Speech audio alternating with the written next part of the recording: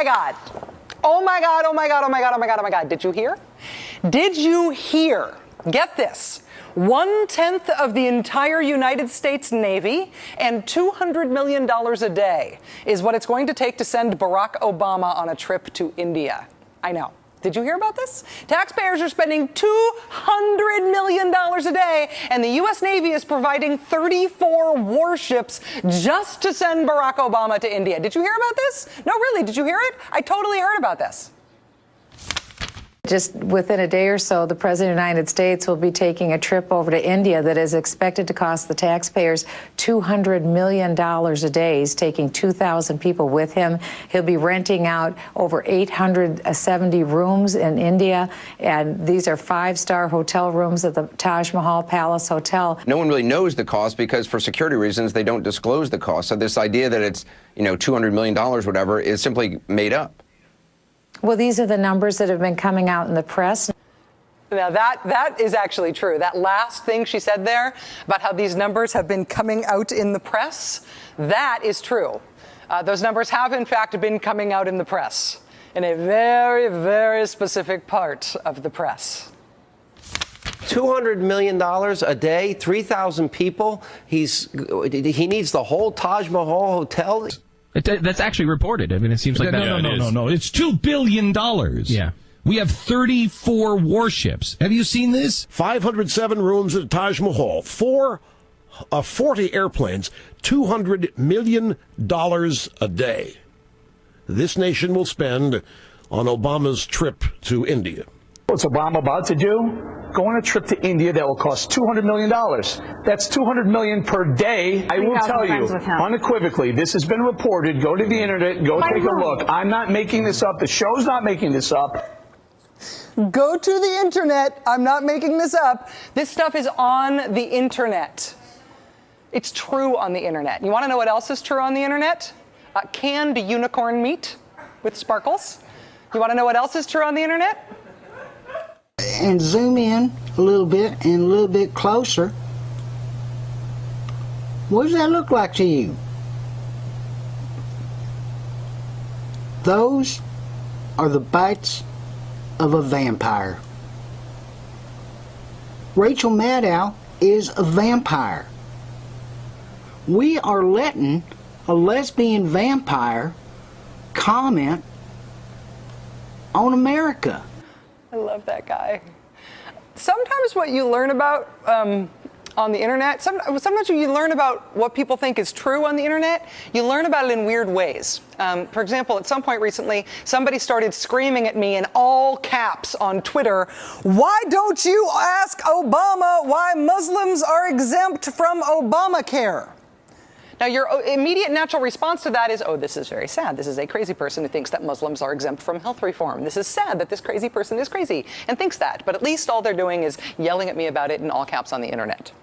Turns out it is more than just one crazy person on the internet. If you go on Google right now, I know this from experience. If you go to Google and you try to search for articles about this allegation, Muslims exempt from Obamacare, to see if other people believe this crazy thing, you only get as far as typing in Muslims before Muslims exempt from Obamacare pops right up.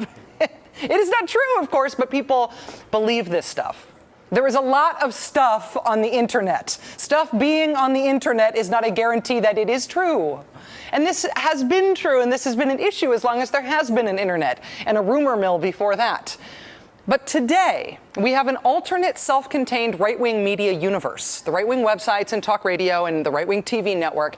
And in that alternate self-contained right-wing media universe, this stuff is not just repeated as if it is fact, it is made into de facto fact. In the alternate self-contained right-wing media universe, this whole we're spending $200 million a day to send Barack Obama to India thing is true because they've confirmed it for each other.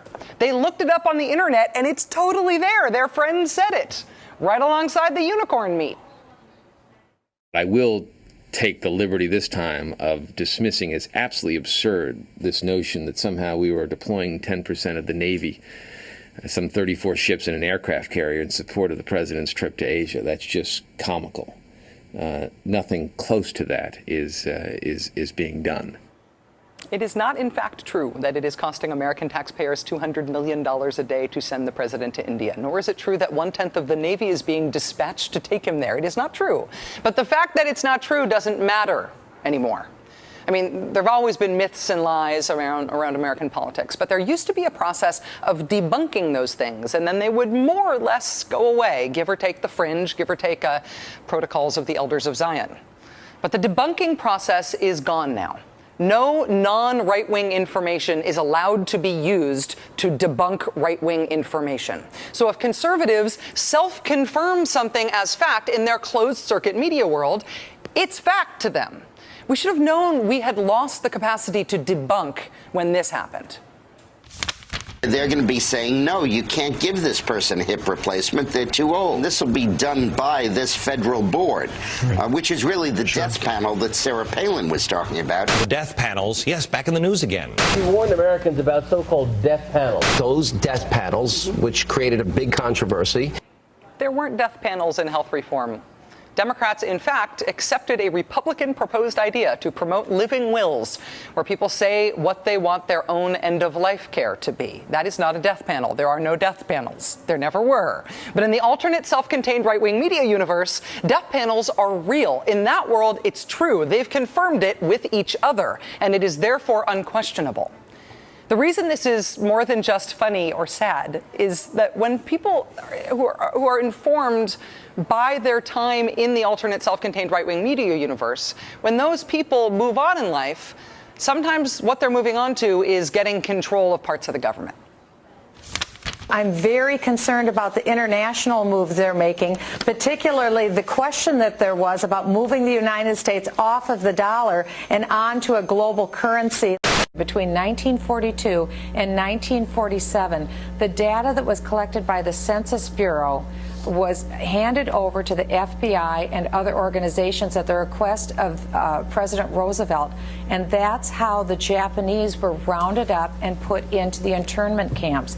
I'm not saying that that's what the administration is planning to do, but I am saying that private personal information that was given to the Census Bureau in the 1940s was used against Americans to round them up. Did you hear that the census is being used as a tool by the Obama administration to round up conservatives and put them in internment camps just like the Japanese in 1940? I totally heard that. Now the census is over, so you may be watching this from a conservative internment camp right now. If you are, I apologize for any offense. But the idea that the U.S. Census, mandated by the Constitution, is a thinly veiled conspiracy to round us all up and put us in internment camps, the idea that Barack Obama has a dastardly plot to eliminate the dollar and create a one-world currency, those things aren't just stupid, they're true on the political right. And because she is undebunkable in today's media world, Michelle Bachmann is now vying to become the number 4 Republican in the leadership of the United States House of Representatives. Things that are true only in self-contained right-wing media world are leaking out into real politics.